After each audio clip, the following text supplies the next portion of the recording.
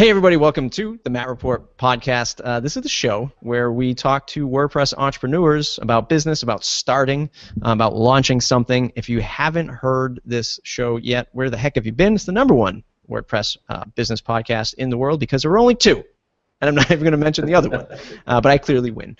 You want to help support the show, mattreport.com/join. Join the membership site to get insider WordPress entrepreneur help from folks just like you. Today, I'm very, very happy to finally, because it feels like we're on different planets sometimes, and things just never really collide correctly or get together correctly. James Dalman, founder of Dalman Designs and newly launched happyjoe.org. James, welcome to the show. Hey, appreciate it, man. Thanks for having me on here. And, third time's a charm or whatever it is. So, you got to get the moons and the stars aligned, and, I had to buy some pants because I don't work with pants anymore, so it was good that we could get that taken care of for the show. He also spent $5,000 to sit in this spot, and that's also what I'm offering up to folks. I'm just kidding. Right. James, for folks who don't know who you are, give us the 2-minute elevator pitch. Who you are and what you do. Yeah, Lee, man, you threw me a curveball right off the bat. Okay, so I'm James Dalman, and I've been in the WordPress community probably since the very beginning. Had the privilege of working with the most amazing team, iThemes, and then got to help launch webdesign.com back in the day. Learned so much stuff from Cory Miller. Just had a great time with them. Learned so much about WordPress and design, and got to work under some great people. And then when it was time to leave the company, I launched out there and started doing WordPress web design. And I'm one of those people that people cringe when they hear I call myself a designer because I don't do HTML or CSS. I'm great at hacking stuff, and I can blow up a lot of code. And now I'm launching happyjoe.org, which is actually taking some of the concepts I've learned over the last several years, where I'm going to go out and help veterans. It's a veteran-led business because I serve our country, but there's such a need out there. There's 1 million veterans who don't have employment right now. There's a lot more that are coming out of their military duties, not going to have jobs. So what I'm trying to do is provide training to them: web design, WordPress, HTML, that kind of stuff. I'm not going to teach it because if I got to try to teach someone to code, we're all going to die. But I'm going to partner with people like webdesign.com, iThemes, different companies to provide that training and then mentor these veterans in how to start businesses or go to work for great companies that are out there that are doing WordPress web design and development. So been around the block a long time, been freelancing for 20 plus years, and if you Google me, you'll find the good, the bad, and the ugly, and there's that. That's 2 minutes and 30 seconds, I think. That was one of the most epic elevator pitches that I've had so far. I'm saving the world. There's a lot going. Yeah.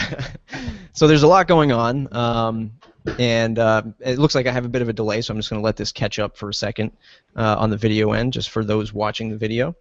Let's go back to working with iThemes, working with web design, webdesigner.com. How did that all come about? How did you find iThemes? Can you give us some of that backstory?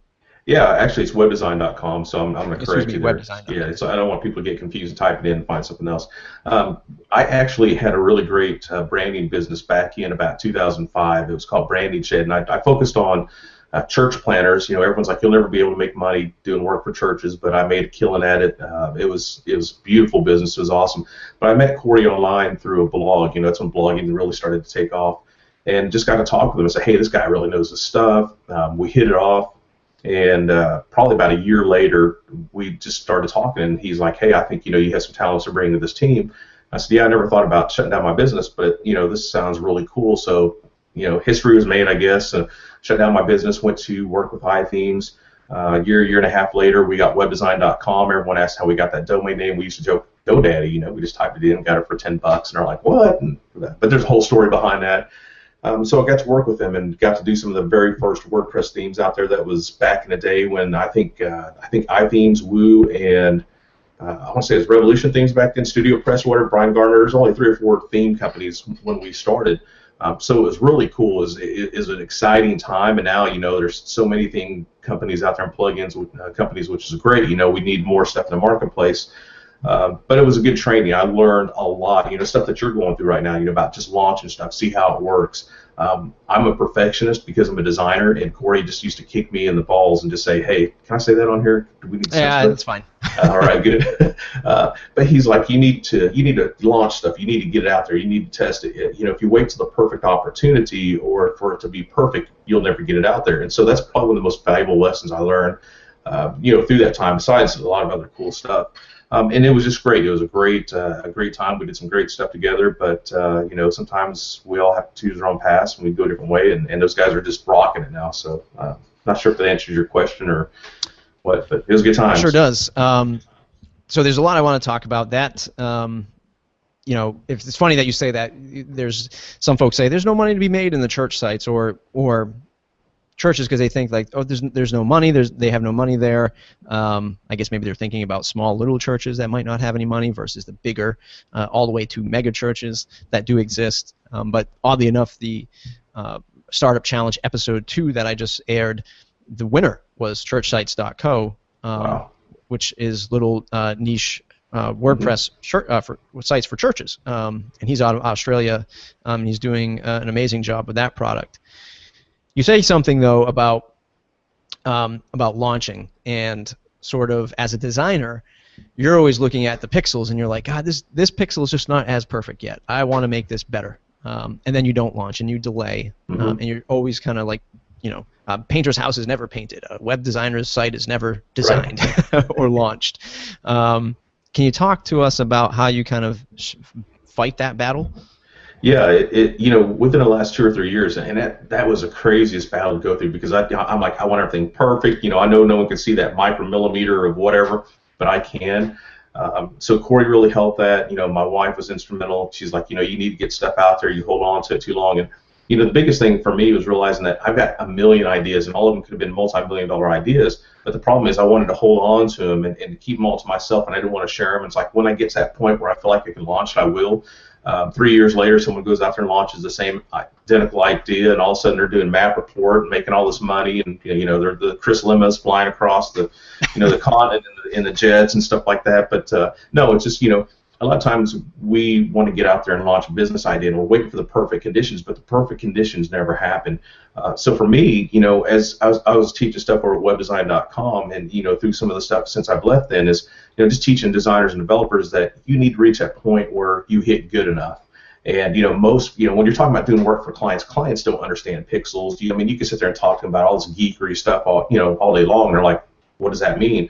They want to know, am I going to get more potential clients coming into my site? Are people going to click on this little PDF button? Whatever that is. And so I try to train myself. Well, I think I just wrote a blog post about this. I'm not an award-winning designer. There's great designers out there, and sometimes it's frustrating being an artist that you don't get recognized. But all my stuff is just basic. It's it's a simple process. I like simple design. I get it out there, I launch it, but it's effective. So all these clients, they'll call me or they'll email and say, hey, we've got all these people coming to our site now. They're clicking on these links. They're signing up. They're hiring us because of this design. But I had to get to that point where it's like, this is good enough for the client. They love it, and they're paying me $4,000, $5,000, $6,000 for the design. So they're giving me the double thumbs up, and I'm like, I should be happy with that. I shouldn't stress over these little pixels. And so it's been really liberating to get to that point where you say, if the client's happy, then I need to be happy. So it's not about what James wants; it's about what them and their audience needs. Yeah, this conversation is about to go right off the tracks because now I've got another thought that I want to bring into play that Right. you said about people paying you $5,000-$6,000. You say that you're not the world's best designer. There are designers out there winning awards, all this stuff. We see it all the time with sites that give out awards or whatever for based on design. I was just listening to an interview with two friends of mine, Chris Brogan and Dustin Hartzler. Dustin Hartzler, had him on the program. He is a WordPress podcaster. He now works for Automatic. Chris Brogan, well-known web marketer and human business guy. And they were having a conversation that, if somebody's trying to charge you over $5,000 for a website, you're paying way too much. There's no need to spend that kind of money. And I was listening to the podcast. I was at the gym and I was running on the treadmill. And I'm like, I'm going to rip out my hair and fall off of this thing because it's all relative to. Right. Anybody can build a website. I totally agree with that. Well, not anybody, but with WordPress, there's a low barrier to entry. Anybody can sort of put these pieces together, right? They like puzzles. They can try to see if it fits. If it doesn't, they try something else. The difference that you and I and other designers in the audience are bringing to the table, even strategists, because that's how I refer to them as, it's the story that we're telling for the customer. It's the research we're doing for the customer that you're paying for. It's taking that story and translating it to the web in either design, in pixels, in CSS, in some kind of function, in a mobile view, in a desktop view. Let's talk about that, selling these six-figure businesses or six-figure clients. Is that how you kind of up the game of pricing? Are you selling it on value, or are you selling it on the story that you do? What is it?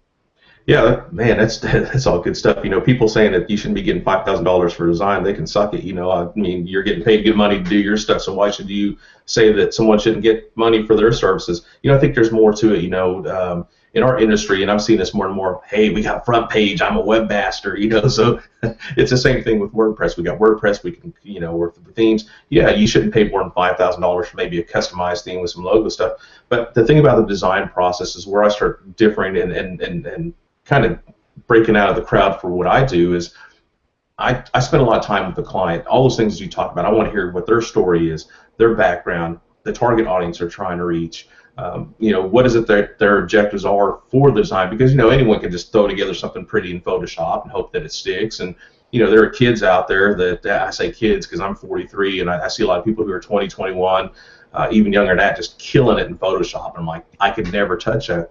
But the thing is you have to figure out what that client's needs are as opposed to their wants. They're going to say, we need a website, we need traffic, but they might want to look sexy, so that's the wants. And so when I approach the selling process, I sell on value. What is it that client really wants? I want to give them what they need. I want to give them a great website. I want it to work with WordPress. I want it to be able to flow well if you do the web responsive code, all that kind of stuff that's important. But to the client, most of the time it's like, we want to look sexy. We want to have the most slamming looking website in our industry. We want to be able to tell our story and communicate our brand. People love us. So I play, and this might sound bad, I play on those needs or those wants because that's what they're truly looking for, and then I sell my projects based on that. That's the value I'm delivering. So if you want to look sexy, you want to have the best looking website in your industry, that's what I'm delivering. That's why I'm doing it for this price. It's going to cost $5,000, $6,000, whatever it is. But it's more than design too, because it is a research. It is spending time putting together wireframes. It is talking with them, maybe even going and talking with some of their clients to determine how do you communicate that story effectively for that money. So it's not just about throwing together a design, hope that it sticks, getting paid $5,000 for it. You do a lot of work just to get through the design phase. I talk to developers all the time, and it's funny because they're like, we hate talking with clients, and they're like, we just want to code, we want to sit in the dark, and that's cool. I love talking with clients. I think that's one of the rare things about a designer. Most of the time we just want to design. I'd rather work with the clients and do the creative direction and let someone else design. But there's so much more to that process, and that's why those fees are, requested, for those projects, because you're delivering so much more than just a three site layout or something like that. Right. And in the big leagues, right, in the grown-up world, where large companies, because small business is, up to a few $1 million a year in revenue or something like that. So we all say small business. I think most of us are thinking micro businesses, right, of businesses that are local to us. But small business scales all the way up to a few million. But if you went to a medium or large business, these folks are buying web services for 50, 60, hundreds, 200s, thousands of dollars. And it's not, it's the same thing, right? It's the same quote-unquote process, right? It's still discover, draft, wireframe, mock-ups, development, test, reiterate, right? Or iterate. The perception is that, we're charging a less dollars because, they only want this one piece. We look at it and we're like, they just want me to design a website. Well, you have to start thinking about that strategy, about connecting with not just your client, but with your clients' clients, right? How are their audience going to navigate the site? How are they going to buy from your client, so that you can tell them this is worth $10,000 because look at all this stuff I'm putting into research and discovery.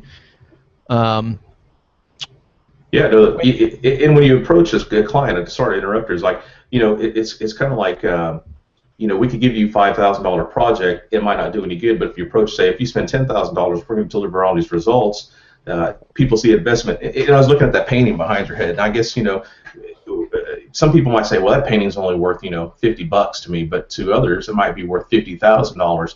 So what does it matter if you sell it for $50,000, $50, as long as you're happy and the person that buys it is happy? So, I think so many times we get caught up in this, you shouldn't be charging for that, or it should include this process.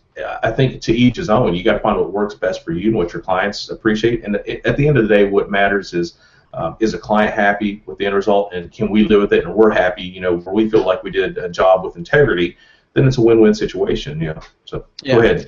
Yeah, and I was going to say, and it's not, folks shouldn't get confused, because what will happen is the WordPress elitists, right, the ones who spell WordPress the correct way, will ultimately say you shouldn't charge for that, because what they're thinking is happening is, because they know this stuff, they think that you're just going and you're buying a StudioPress theme or an iThemes theme, or you're going to slocumthemes.com and buying a theme and throwing it out there and charging somebody $5,000. You made a couple of CSS tweaks. Well, if you're doing that, then you're obviously doing something wrong, unless there's like this whole web marketing strategy that comes with that $5,000.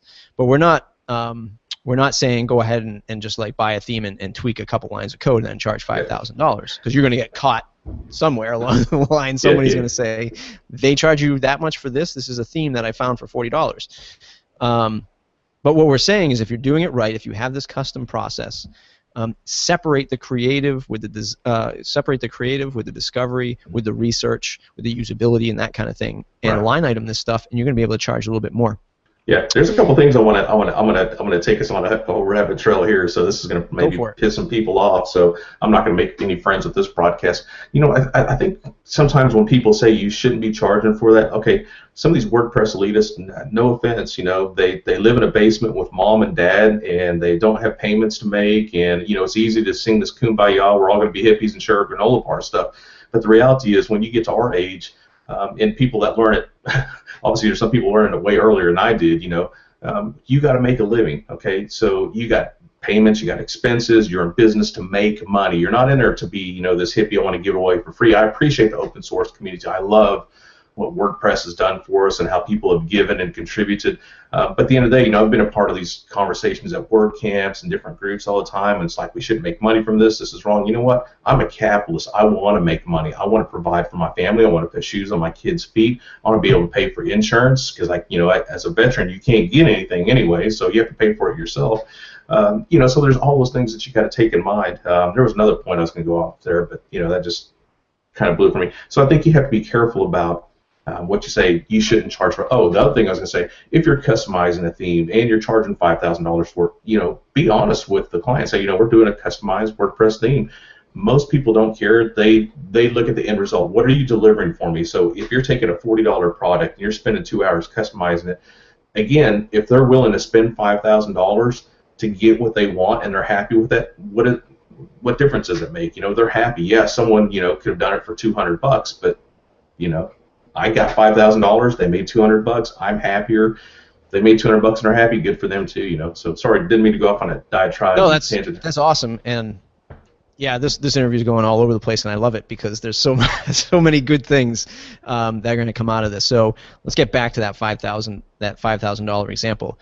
Let's say you're your typical freelancer, and you don't have a pipeline of 6 months to a year. You might be booked up for a couple months or a month or something like that, and then all of a sudden this company comes along and they're like, hey, we got this $5,000 budget. We need a site up by the end of the week because we're doing this massive promotion, or we're doing this event, that kind of thing.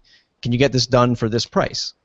So ultimately, back to your example, you're in it to make money. You're in it for business, and it's the value that they see. So if you can turn around and put out a theme site for that $5,000, push off your pipeline and get this done, work at overtime, work over the weekend to launch this, and it's making them exponentially more money than their $5,000 that they invested in it. Right.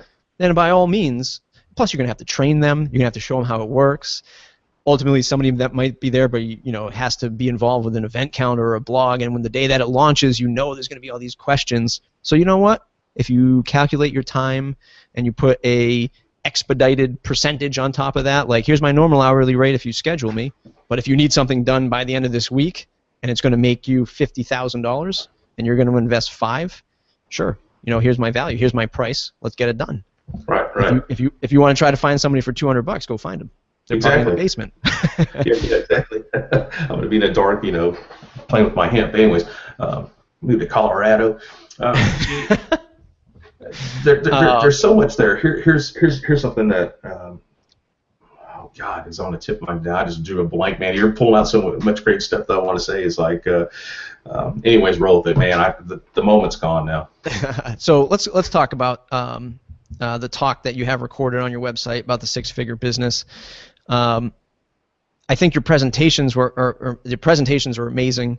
The stuff that you do at WordCamps, amazing from your oral presentation and of course your design of the presentation. How much time does it take you to put together a WordCamp presentation? It looks like you spend weeks on it. Where I get mine done in like 5 days. 10,000 hours go into that, and then I practice in front of a mirror, and I put pebbles in my mouth so I can learn to speak. Call me Oracle or Order or whatever. It just depends. A lot of stuff is because I've been doing this for so long, and it's the same questions that come up. I know where I was going to go earlier with the conversation with coaching. I want to kind of go back to that real quick. The value of what we do, like with what you're doing with Matt Report and your coaching services and the WP Mentor and all that stuff. See, people don't understand. Sometimes is you ask for $200 to become part of this membership. That's a lot of money for a freelancer. What do we get out of that? Okay, well, look at what you're getting. If what you and I share in this podcast today, in this show, goes after and helps a designer, developer, business person make $10,000, isn't it worth $500 to get that answer for you? And so I think sometimes people need to see the value in it. What we teach about pricing and stuff like that. So many people are struggling, and this dovetails in with the how to make six figures in WordPress and web design. I was that broke dude, for so many years, and I've told the story. I ate ramen noodles. There were times when, and I'll try to tell a story if not tearing up, that I couldn't provide for my family, and there was one time my best friend sent me like 2 cases of MREs, meals ready to eat from the military. I had no money, and all I could feed my family was those MREs, and I'm like, this really sucks, because I didn't charge right for my services. I kept believing all the promises to clients. Oh, if you do this one for free, we'll send you all of our work, the checks and mail, all that kind of crap. So, for a long time, I couldn't pay the bills. I lost a house. I ended up in bankruptcy. I lost about everything I owned. So it was at this certain time that something clicked, and I got these lessons from 2 key ideas. And the whole six-figure thing, it's not so much about how much money you make, but that you're actually making money. I mean, I've been blessed to be able to take my business from, there's years where I was making less than $24,000 a year. In fact, my wife and I pulled out some tax forms from way back, and I'm like, I made $8,000 in 1 year. I'm like, how the hell did we ever manage to make a living off of this? It's just crazy. That talk was about just being able to make a living for yourself, and tying into some of the things we talked about when we started the broadcast with selling on value and finding those great clients. You got to transition your thinking, your mind to, we're just going to try to do this for cheap because, we look at it, $15 an hour is a great thing. It's not. $15 an hour sucks. You need to say, if we could provide this value and we're making $5,000 for this and the client's happy, we just paid our bills for a month. You're providing for your family, and you keep working at it. You're selling on value. You're not selling on time and hours and all that kind of stuff. You're selling on value and what you're delivering. And that's what's going to allow you to get to that six-figure income. Or, even if you're making $80,000 a year or $60,000 a year doing something you love to do, I mean, that's an incredible, journey. And I used to tell people, like, when I did the church branding stuff, it was all church plants. And everyone's like, you'll never be able to make money, But I focused on a niche that it was just church planters, certain groups who understood the value of what I was doing. I made like $80,000 a year working with church planters, and I probably worked 30 hours a week or less. And everyone's like, how's that possible? Because I'm doing what they want. There's no reason for me to work. So, I mean, I had retainers. I had 7 retainers. Fed my whole family for the year because I transitioned that thinking from, this is just a website that I should sell for $500. I was delivering on all those things you were talking about earlier, the discovery, the research, and all of a sudden everyone's like, oh, that's worth it to us. So, I'm kind of talking in tangents there.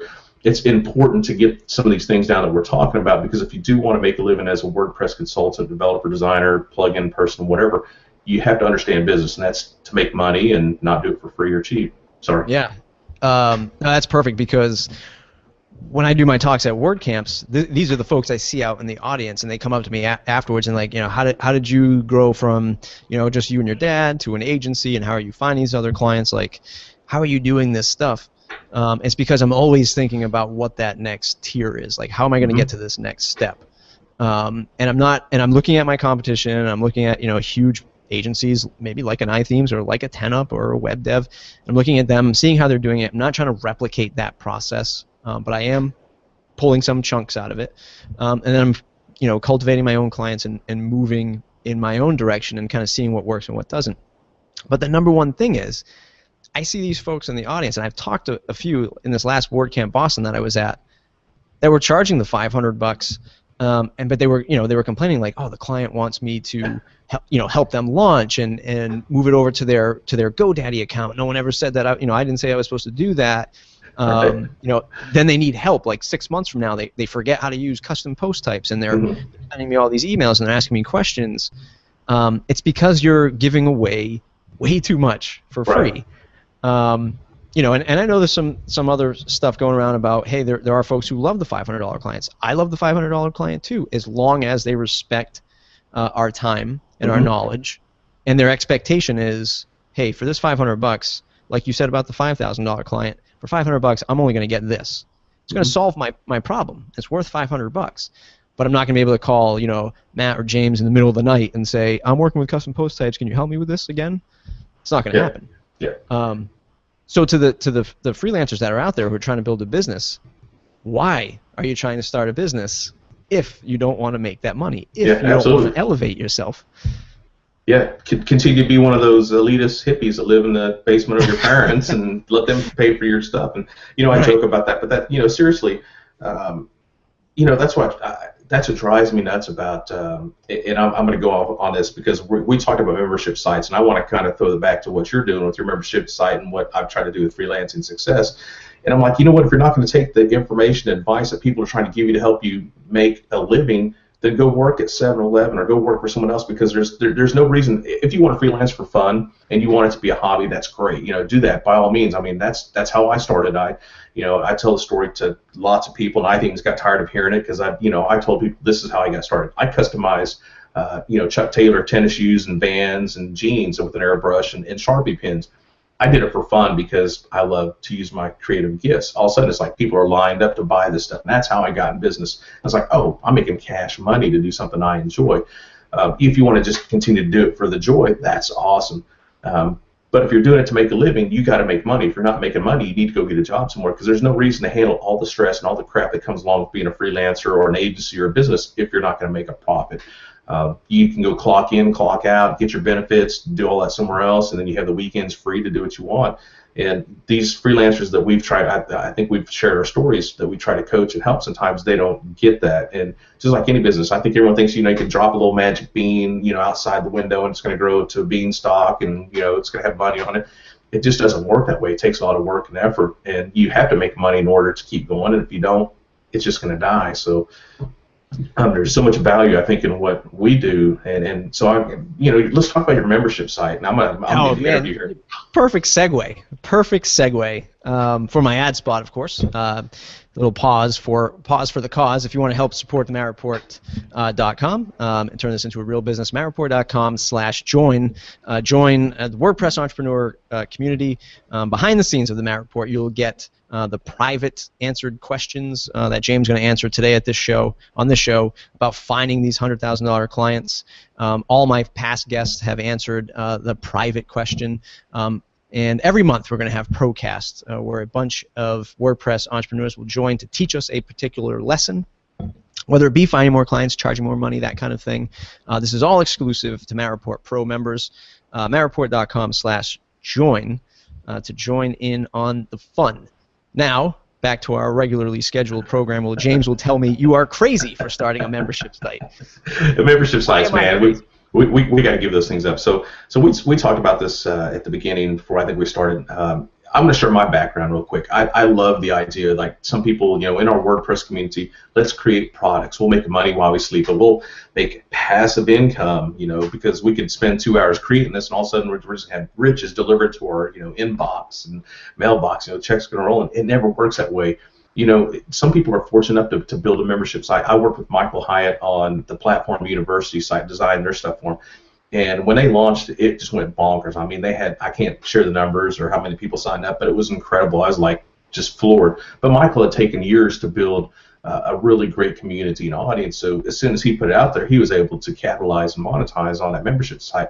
For most of us, though, we don't have that kind of audience. We don't have that traction. We might have 100 to 1,000 people following us, which is great.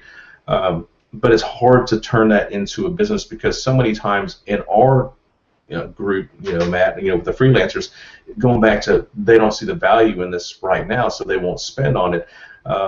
It makes it hard to make a living. So let's talk about Freelance and Success. I launched Freelance and Success probably about 6 months ago. I thought I want to help freelancers, give them some great training. I had WP Design Coach a couple of years ago. That totally flopped. My goal was to help people to be better designers and how to make money with WordPress. I got like 6 people to sign up, and I was spending 180 hours per month creating stuff and making $1 an hour. The same thing with Freelance and Success. It took off. A lot of people love it. A lot of freelancers say, hey, this is great information, but you have to engage with it. You have to, granted, there's not a ton of videos on there. We just added a forum to try to get some conversations going. I've got a private Facebook page. But out of about 150 people, we might have less than a dozen who actually engage with these resources that are out there, and probably maybe a handful, I count on one hand, who continually invest in that. And to me, it gets to this point where I want to help as many freelancers as possible because I know what it's like to be broke. I already told you about that. It sucks to eat ramen noodles and have your lights turned off.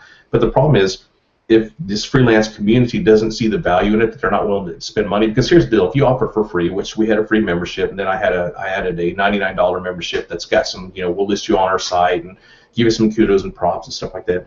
But if they're not ready to see that value, you're going to sit there and spin your wheels and provide all this great content, and no one's ever going to use it or see it. So for me right now, personally, I'm struggling. I would love feedback from you. At what point do you quit? Do you say, I've loved freelancers, I've tried to help them, but is it time to pull the plug on Freelance and Success because, we're going out there trying to create this stuff? I mean, doing a podcast video, and I want to say this to your viewers, the value of what Matt is delivering is incredible. I've watched your stuff. I've seen, your podcast, the different things that you've done. There's so much value. So if Matt asks you, for $100 to join this membership, or $5,000 or $500, whatever that price is, there is value in it, and it will help you build your business, and you need to see that value. But the thing is, at some point, people are going to get tired doing it for free. People who give it for free don't always appreciate that, so they don't take advantage of it. But it takes a lot of time to create a podcast and then go back and edit the videos and to put the PowerPoint slides out there. So at some point, people have to realize you got to make a living too. You said you got to pay your bills. And people have to understand that it's nice to give away things for free. It's nice to be a part of an open source community that was built on the spirit of we want to help each other people. But at the end of the day, it still comes down to, if you're in business, you got to make money. iThemes is not going to continue to be in business if they give it all away for free. Same thing with StudioPress or Woo Themes or Easy Digital Downloads. If those guys just said, hey, we love the community, we want to give it for free, that's great if they're living in the basement of their parents. But they got families to provide for and teams to provide for. They can't do it for free. So I'll shut up there and I'll let you throw your thoughts out. Yeah, no, it is amazing stuff. And over the course of a year and a half of doing the Matt Report, and we also do a YouTube channel for the studio, which sort of funnels in some work there. I decided that to be true to my audience, I want to publicly try to start this and turn this into a real business, like many of the folks who are listening to the show. Can I put my foot in my own mouth, I guess, and practice what I preach and turn this into a real business? I haven't. By the time this episode airs, the doors will have opened. It actually opened up this week. It'll be $59 a month. And for $59 a month, you get direct access to my guests, where the pro members will be able to have their questions answered by the guests. Maybe some one-on-one time with guests for maybe some future upsell kind of thing. They'll have a forum. We'll have monthly trainings on different topics. We'll have the Procast. So I'm trying to tie a lot of unique content along with sort of the support and training. So I'm trying to merge two things.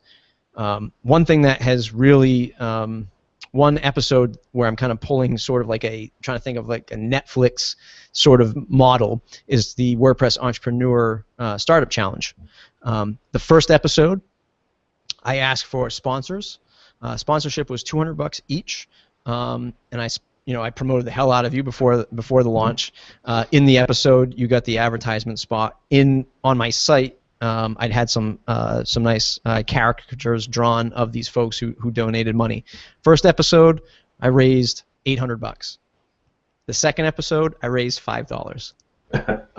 So there's varying degrees that have happened, but I know as one of the big stupid thing that I didn't do in episode number 2 was ask for the sponsorship and the donations like I did in episode 1. Right. So web marketing 101, ladies and gentlemen who are listening to the show, you have to ask for the sale. Yes. Yeah, absolutely. I didn't ask for the sale in episode 2. Totally forgot about it. Now, why do I raise money for the show? Because that show, I do it like I said, like it's a Netflix kind of thing. Like I'm trying to build like this little series. I got a lot more post-production where I interview the judges. There's music, there's graphics. It's sort of like a reality show. It's like a Shark Tank kind of thing. So there's a lot more stuff involved into it. Going into 2014, I looked at the Merit Report and I said, how do I make this profitable so that I can go to all these WordCamps? I can I don't want the studio to have to fund me leaving to go to all these places and be the Matt Report brand. I want the Matt Report to pay for that kind of thing. First thing I did was I'm going to open up my show to advertisement and sponsorships. Then I put that out there, and I got some people inquiring about sponsorships, let's just say in the hosting space, and they gave me some really good numbers, and I could have been really profitable, but I don't want to take sponsorship yet. I don't want to take sponsorship like that. Mm-hmm.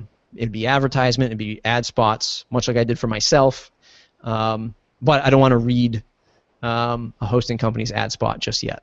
Yeah. It's a damned if you do, damned if you don't kind of. It's a damned if you do thing. Right. Because we don't want to be, promoting sponsors all over the page. That gets old and people get tired of advertising. But one of the things I want to challenge the people listening to today, and this, I want to bring up WordCamps here real quick, and I don't know how much time we got and how much can of worms you want to open up, but when people go out and speak at WordCamps, I love that Chris Lemma said this when I was out there in San Diego. He said, you appreciate these people that come out here because they spent money to come out here and share the stuff for you pretty much for free. I mean, a ticket's usually $30 or whatever, so WordCamp, it varies.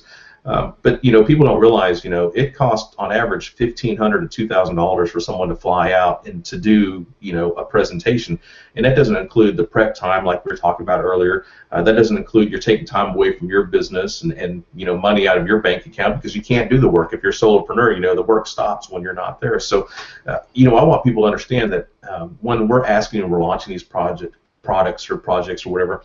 For $59 a month or $100 a year, you're supporting us to do this good work. And if you want to continue to learn these benefits that will benefit you, then vote with your dollars. Don't just vote with your mouth. Vote with your pocketbook. And I hate to say that, but I'm coming from the stance. I'm doing a lot of fundraising now with happyjoe.org.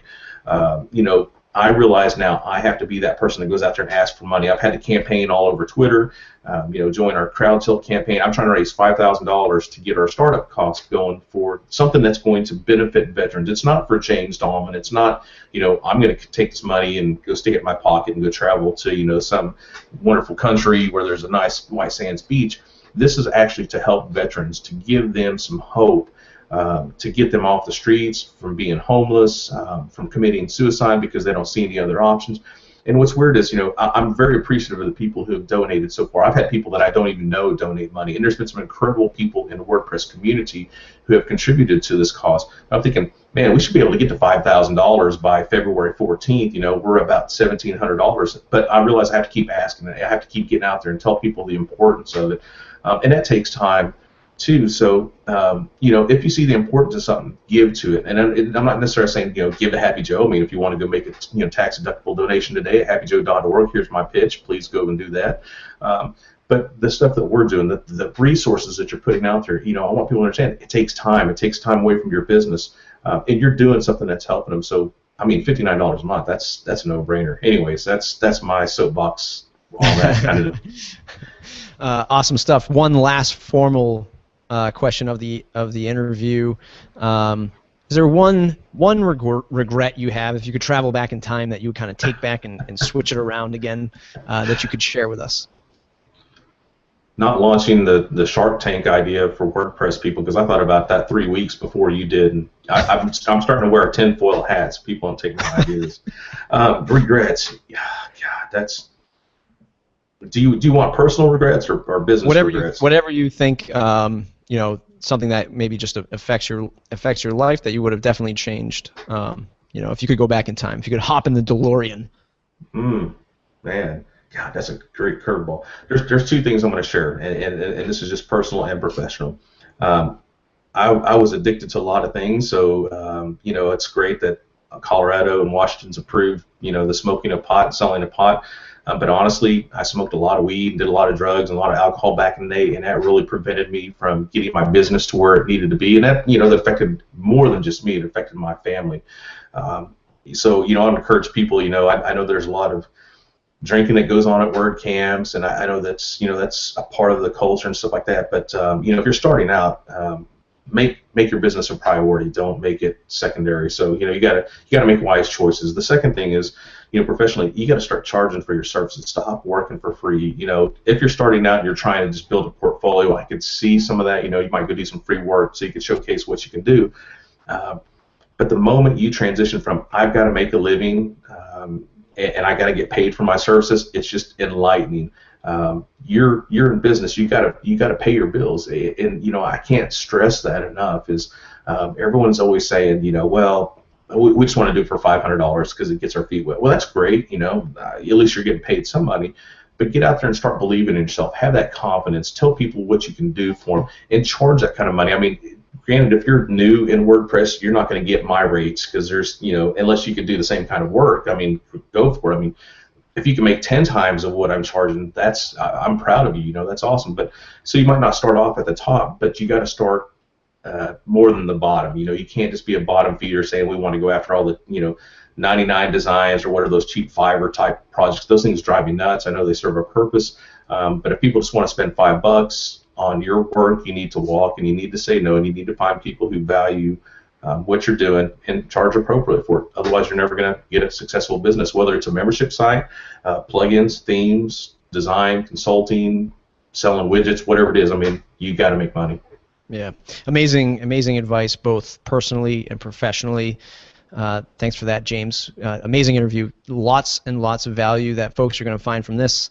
Wasn't as structured as we normally do it, but hey, we throw caution to the wind sometimes and we go nuts. But awesome stuff. Yeah, spontaneous is the best sometimes. That's right. We're going to hop into the last two segments. Before I do, James is going to stick around to the end for all the Matt Report Pro listeners. They're going to answer the big question: how do we find these six-figure clients? How do we find a client like a Michael Hyatt, that kind of thing? So if you are a Matt Report Pro listener, you will be able to get that answer. First segment, or second segment actually. What's in your toolbox? What unique piece of software or hardware do you use that folks might not know about that gets you through your day-to-day? Something like an Evernote or a Gmail, but something is a little bit more top secret than that. My mind. That's what it keeps it all going, brother. It's like Pandora's box up here. It's funny. I'm probably one of the least tech-savvy people out there. When people see me, I use Photoshop, and there's a lot of conversations going on about you shouldn't be designing in Photoshop anymore. You need to do it in a browser, and blah, blah, blah, blah. Okay, it works. I get paid well for it. Everybody's happy, so what's wrong with that? I mean, if you want to design in a browser or, you want to design something else front page and it works for you, who am I to judge? I really don't have a secret arsenal. I mean, pretty much all my work's done in Photoshop. I use a couple of different apps. I've used 37 Signals, which is great. I've got a recommended list of stuff that I tell people, but honestly, I don't get into it like so many people where it's like, I got to have Evernote, I got to have this, I got to have that. I just use what works. If you came and sat with me, or the viewers came and sat, just watch how I do stuff in Photoshop, you'd probably just go, oh my gosh, there's a quicker way to do that. But, it's hard to beat 20 years of, out of a person. You can't teach an old dog new tricks sometimes. But I made it efficient for my purpose. So the way that I do it's not going to work for everyone else. But really, my secret weapon, I'll show it right here. Really, this is really it's a pencil. It's a .5 mechanical pencil. I keep this and a notebook. What's a pencil? Yeah, exactly. I know. Actually, write notes when I doodle, I sketch note. That's one of my other little things I do is sketch note when I'm talking with clients, so they can't see me, but I'm drawing little pictures of them or myself or something else. But really, a moleskin notebook and a pencil is probably my greatest weapons of choice because I can take it anywhere I go. I don't have to rely on an internet connection. I don't have to worry about it getting lost because I didn't have a backup. If I lose my sketchbook, I'm screwed. But that's where all the magic happens. Awesome stuff. We're going to jump into the lightning round where I'll ask you a series of quick questions, and you'll have a series of quick answers. Okay. Ready? What's the one plugin you cannot live without? iThemes Exchange. A favorite WordPress or business book? Golly. Anything from Brains on Fire, best books I've read. The Passion Conversation, best book I've read. A quote that you live or run your business by? Golly, that's a good one. I don't know. We'll have to skip that one. Let's come back to that one. What's the best career advice anybody's ever given you? My best friend's grandpa told me stop charging by the hour and start charging for the project. He said people don't give a damn about your time. They give a damn about what you can provide for them. And that's what transformed my business and took me from eating beans and finally being able to afford steak. Nice. What's the longest a client project has ever taken? Oh, good Lord. I've had some that have lasted 2 to 3 months. So that's probably the longest projects I've done is about 3 months. Sweet. If you had to switch to another CMS, what would it be? Squarespace. Love Squarespace. Used them before I got onto WordPress, and I just love the simplicity of it. Nice. Who should I interview next? Let me think here. Bill Erickson's a stud. I like that guy. He's got a lot of wisdom. So I think you've interviewed him in the past, but that guy always has some good stuff to say. So I'd get Bill on the line. Nice. And what's the one question I didn't ask you that I should have? Boxers or briefs? So the answer is? Neither. Commando style. James, awesome show today. Yeah. Thanks for sharing all that great personal and business advice for folks out in the audience. If you are a Matterport Pro listener, you will continue to hear the answers or you'll actually log into the site. I'm sorry. You will not continue to hear it because I can't magically send you a different file through iTunes. So you'll have to log into your membership site if you want to join, matterport.com/join. If you're already a member, head on over to the site and log in. James, where can folks find you on the web to say thanks? happyjoe.org. That leads to the promised land, or you can go to my personal blog at jamesdalman.com. Awesome, James. Thanks for hanging out with us today. I appreciate it. Thanks for having me on the show.